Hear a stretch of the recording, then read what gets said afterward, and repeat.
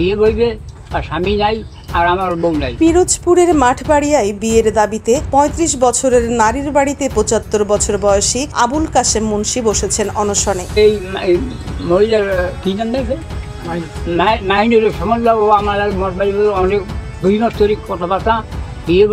শনিবার ১৬ আগস্ট সকাল থেকে দিনব্যাপী উপজেলার বড় মাছুয়া ইউনিয়নের ঠুটাখালী গ্রামে ওই নারীর বাড়িতে অনশনে বসেন এই বৃদ্ধ। আবুল কাশেম মুন্সি উপজেলার বেতমুর রাজপাড়া ইউনিয়নের পশ্চিম মিঠাখালী গ্রামের বাসিন্দা মৃত আজহার আলী মুন্সির ছেলে। আবুল কাশেম মুন্সি বলেন, আমার স্ত্রী বেশ কিছুদিন আগে মৃত্যুবরণ করার পরে বিয়ের জন্য বিভিন্ন জায়গায় মেয়ে দেখি। তারই ধারাবাহিকতায় প্রায় ২ মাস পূর্বে ওই নারীর সঙ্গে দেখা হয় এবং বিয়ের প্রস্তাব দিলে সে রাজি হয়। সেই সুবাদে ওই নারী বিভিন্ন সময়ে আমার কাছে থেকে প্রায় ৩৫ থেকে ৪০ হাজার টাকা নেয়, কিন্তু গত কিছুদিন আগে থেকে হঠাৎই কোনো কারণ ছাড়াই ওই নারী আমার সঙ্গে যোগাযোগ বিচ্ছিন্ন করে দেয়। আমি তার বাড়িতে আসতে চাইলে আমাকে ভুল ঠিকানা দেয়। এক পর্যায়ে আমি প্রায় ৪-৫ দিন খোঁজ করে আজ সকালে ওই নারীর বাড়িতে আসি।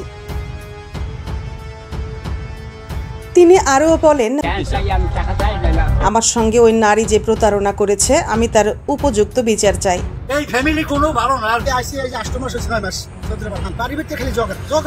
এলাকাবাসী জানান, এই নারী আমাদের এলাকার মেয়ে হলেও তার স্বভাব চরিত্র মোটেও ভালো না। আমাদের জানা মতে ওই নারী এরকমের বিভিন্ন পুরুষের কাছে থেকে বিয়ের প্রতিশ্রুতি দিয়ে টাকা আত্মসাৎ করে। আমরা তার কঠিন শাস্তির দাবি জানাই।